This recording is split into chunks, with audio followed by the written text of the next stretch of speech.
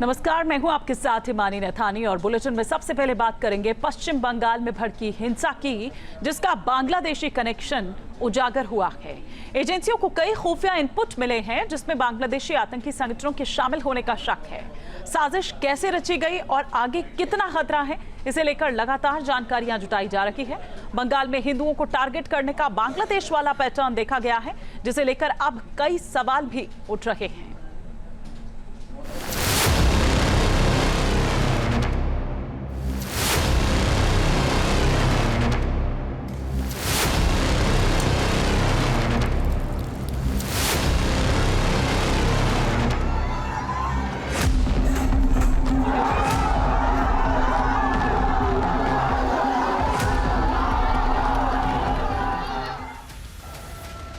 घर जलाए, गाड़ियां जलाई, दुकानें लूटी, तोड़फोड़ की, अराजकता फैलाई और हिंदुओं को चुन चुन कर टारगेट किया। मुर्शिदाबाद में भड़की हिंसा का पैटर्न ठीक वैसा है जैसा तख्ता पलट के बाद बांग्लादेश में था। हिंदुओं के घरों पर साजिश के तहत हमला किया गया, लोगों को मारा पीटा गया, दहशत पैदा करने की कोशिश की और 8 अप्रैल और 11 अप्रैल को जो भी मुर्शिदाबाद में हुआ उससे हिंदू परिवार खौफ में है। রড ভরা আছে না, সেই জন্য রডটা বাইর করবো, সেই জন্য টাকা রেখেছিলাম। আমি গরুতে মেরেছিল, মানে আমি অপারেশন করেছি, মানে রডটা ভরা আছে, এখন মানে রডটা বাইর করবো, সেই জন্য মানে খুবই অসুবিধা লাগছে, খাবার খেতে পাচ্ছি না বসে। তো এবার সেই জন্য টাকা আমি রেখেছিলাম 1,20,000, 1,20,000। আর এই লাতি আছে যে পোতা ওর মানে মানসদ করবো, চুল বড় বড় হয়ে গেল, আর বছর পারিনি, এবছর করবো, পা ভেঙে গেল আর বছর। তো এবার ওই টাকা একটাও নাই, সব ই করে নিয়েছে, পুড়িয়ে দিয়েছে। হ্যাঁ, টাকা দেখবেন, আমি দেখাবো। बड़ा सवाल यह है कि क्या बंगाल को जलाने वाले बांग्लादेश से आए? क्या मुर्शिदाबाद में हिंदुओं के खिलाफ हिंसा करने वालों का कनेक्शन बांग्लादेश से है? क्या बांग्लादेश के कट्टरपंथी संगठनों ने दंगे की साजिश में शमूलियत की? मुर्शिदाबाद में जो हुआ उसकी पूरी साजिश से जुड़े विस्फोटक खुलासे हुए। बंगाल पुलिस और बीएसएफ ने जो रिपोर्ट तैयार की उसके मुताबिक हिंसा के पीछे social democratic party of India यानी एसडीपीआई का हाथ हो सकता है। इसके साथ ही बांग्लादेश के प्रतिबंधित आतंकी संगठन अंसार बांग्ला पर भी शक है। हिंदुओं के खिलाफ जिस तरह बांग्लादेश में सोची समझी साजिश के तहत अत्याचार हुआ, वही पश्चिम बंगाल में हो रहा है। यहाँ अराजकता चलता है, यहाँ गुंडागर्दी चलता है। हर शुक्र जब भी कोई जुलूस होता है, शुक्रवार नमाज के बाद इधर आतंक फैलाना जाता है। सारे घर जला दिए गई है, सारे दुकानें जला दिया गया है। ये देखिए, नजारा देख लीजिए, ये नजारा देख लीजिए, दुकान का लूट कर लिया है। इसका इरादा ही ऐसा ही है, हिंदू लोग है, इसको मारो पीटो लूटो जो भी करो। मुर्शिदाबाद की सीमा बांग्लादेश से लगती है, यहाँ से अवैध घुसपैठ के आरोप लगातार लगते रहे और इसीलिए हिंसा के पीछे बांग्लादेशी आतंकी संगठनों की साजिश से इनकार नहीं किया जा सकता। पुलिस कुछ नहीं कर रही है, पुलिस चुपचाप बैठी रही है ममता बनर्जी के निर्देश से, और ममता बनर्जी बांग्लादेश बनाने की कोशिश यहाँ पे कर रही है, हिंदुओं को डराने के लिए कोशिश करे। हिंदू समाज सालों से, हजारों सालों से लड़ती आ रही है, लड़ेगी।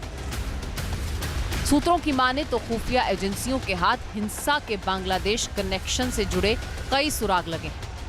मुर्शिदाबाद में आतंक का मास्टर प्लान ठीक वैसा जैसा बांग्लादेश में अपनाया गया था। आदमी को मार काट दिया है, ये सब तोड़ दिया है, ये सब चोरा के ले गया, लूट पाट करके ले गया सब कुछ।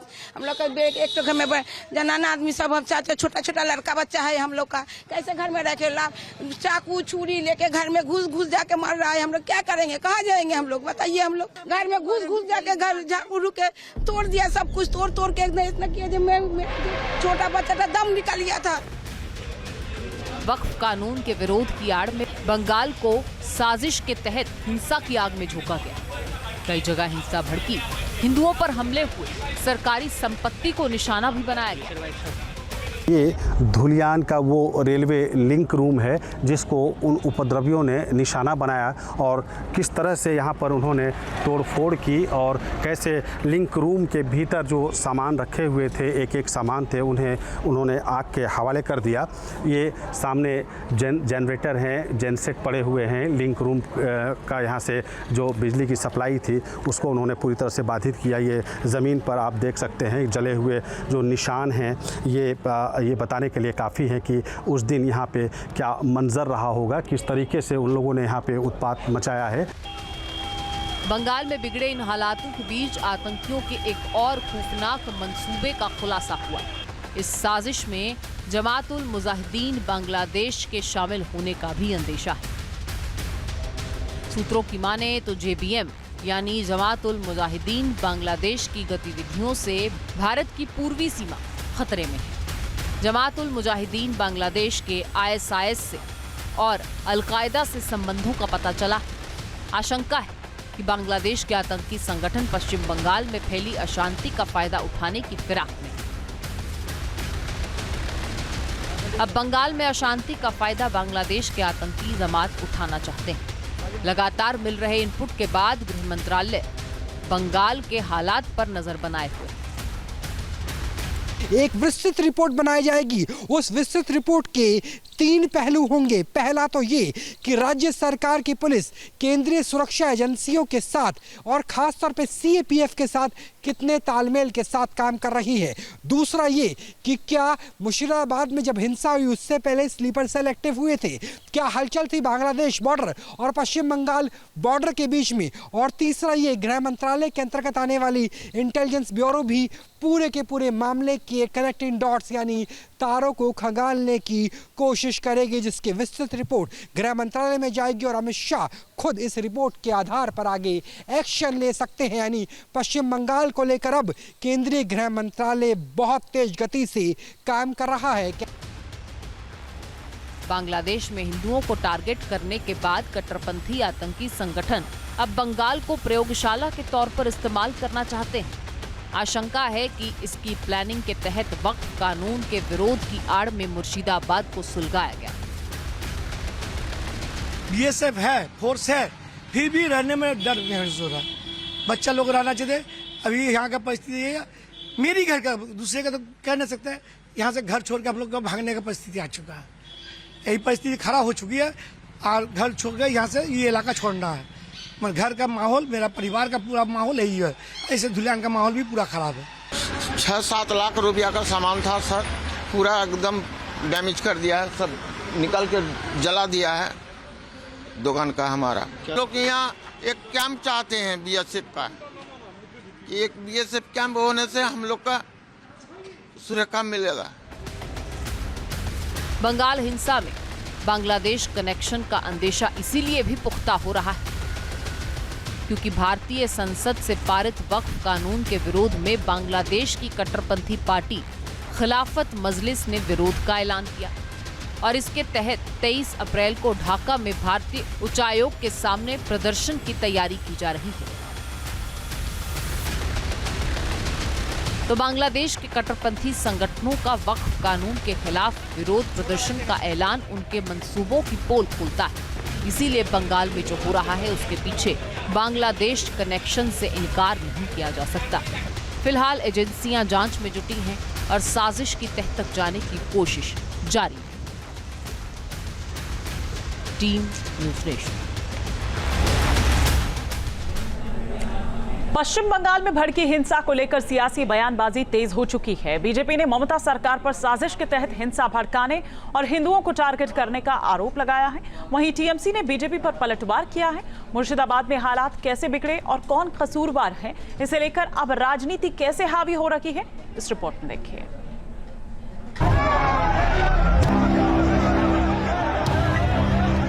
बंगाल में हिंसा का मास्टरमाइंड कौन है?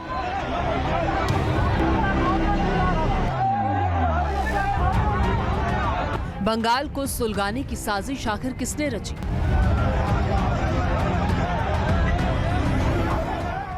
वक्फ कानून का विरोध सिर्फ बहाना, क्या मकसद हिंदुओं को निशाना बनाना? ये शर्म का बात है, मुर्शिदाबाद का हिंदू लोग घर बार छोड़ के अपने प्राण को बचाने के लिए मालदा जा रहा है। छी ममता, छी, सेम ममता, सेम। तारीख अलग अलग है लेकिन तस्वीरें एक जैसी। ममता बनर्जी के शासन वाला पश्चिम बंगाल हिंसा की आग में झुलस रहा है। दंगाई बेखौफ होकर अपने खतरनाक मंसूबों को अंजाम दे रहे हैं। बड़ा सवाल ये है कि क्या बंगाल में सुनियोजित साजिश के तहत हिंदुओं को टारगेट किया जा रहा है? मुर्शिदाबाद के बाद इस बार हिंसा की ये घटना दक्षिण 24 परगना जिले में देखने को मिली, जहां वक्फ कानून का विरोध कर रहे लोगों की पुलिस के साथ झड़प हो गई। प्रदर्शनकारियों ने इलाके में जमकर तोड़फोड़ की, गाड़ियों को आग के हवाले किया और पुलिस वाले भी इस दौरान घायल हुए। बंगाल में बार बार हिंसा भड़क रही है। बीजेपी ने ममता सरकार को कटघरे में खड़ा कर दिया है। मुर्शिदाबाद में तो हालात इतने खराब हैं कि हिंदू परिवारों को पलायन के लिए मजबूर होना पड़ा। इसी मुद्दे पर टीएमसी ने अजीब सी दलील दी, जिसे लेकर बीजेपी ने सवाल खड़े किए हैं। ऐसा कोई बात नहीं है, यहाँ पर ऐसा कोई परिस्थिति नहीं है। बंगाल से बंगाल में ही जा रहे हैं, तो बंगाल सुरक्षित है बोल के देख जाएगा, सारी जगह जा रहे हैं, सब ठीक है। पूरा प्लान माफी किया जा रहा है। प्लान ये है कि हिंदू शून्य करना पड़ेगा, मतलब कोई भी हिंदू यहाँ पे नहीं रह पाएगा। ममता बनर्जी भारत के कॉन्स्टिट्यूशन को नहीं मानती, भारत के एक्ट को नहीं मानती, भारत के सोवरेनिटी को नहीं मानती। वो मानती है कि पश्चिम बंगाल एक अलग देश है, उनका वो प्राइम मिनिस्टर है, चीफ मिनिस्टर नहीं प्राइम मिनिस्टर है। इस मानसिकता से ममता बनर्जी को 26 में हम बाहर निकालेंगे। बीजेपी का सीधा आरोप है कि बंगाल में हिंसा ममता सरकार के संरक्षण में हो रही है। मुर्शिदाबाद में भड़की हिंसा के लिए बीजेपी ने मुख्यमंत्री के पुराने बयान का हवाला दिया। बीजेपी आईटी सेल के हेड अमित मालवीय ने सोशल मीडिया पर पोस्ट किया। पश्चिम बंगाल में सांप्रदायिक हिंसा पूर्व नियोजित और राज्य प्रायोजित है। 18 फरवरी 2025 को बंगाल की मुख्यमंत्री ममता बनर्जी ने विधानसभा में बोलते हुए एक खास धार्मिक समूह को सीधे तौर पर विरोध प्रदर्शन के लिए उकसाया।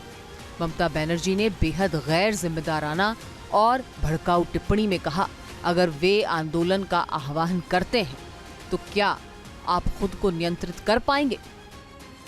যে অশ্লীল কথা বলছেন, একটা ধর্মের নামে এত কুৎসা করছেন, একটা অপপ্রচার করছেন, একদিন তারা যদি একটা আন্দোলনের ডাক দেয়, আপনি নিজেকে সামলে রাখতে পারবেন তো? मुर्शिदाबाद में 8 अप्रैल को पहली बार हिंसा भड़की, जिसके बाद 11 अप्रैल को दंगाइयों ने उपद्रव किया। इसे लेकर ममता बनर्जी की सरकार के रवैये पर भी बीजेपी सवाल उठा रही है। ममता बनर्जी खुद बोला है, अगर सब लोग एक साथ होकर मुसलमान लोग आंदोलन करेंगे तो कैसे होगा। खुद ये लोग बोला है कि घर जलाओ, सब लूट करो। अभी जलने के बाद बोल रहे हैं कि आप शांति रखो। ऐसा तो नहीं होता है। अभी आउट ऑफ कंट्रोल हो गया है, ममता बनर्जी के हाथ से निकल गए हैं। बॉबी हकीम जितना भी कोशिश करे, वही तो पहले उत्साह दिया था। तो ये जो चल रहा है पूरा एकदम एक कॉन्स्पिरेसी चल रहा है। पश्चिम बंगाल को पूरा हिंदुओं के ऊपर अत्याचार करके पश्चिम बंगाल को चाहते ही ये लोग बांग्लादेश बनाने के लिए। पश्चिम बंगाल में जो हो रहा है वो state sponsored, state protected, state encouraged, targeted anti Hindu हिंसा है।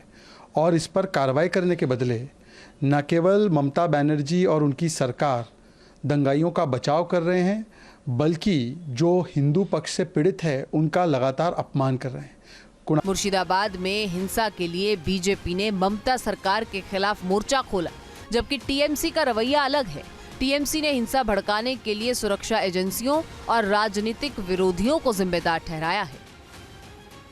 Receiving some inputs and allegations that there was a larger conspiracy behind those incidents. Some section of central agency, a section of BSF and a section of 2 or 3 political parties.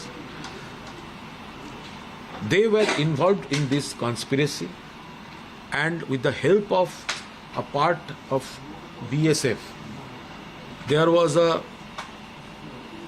gap in border.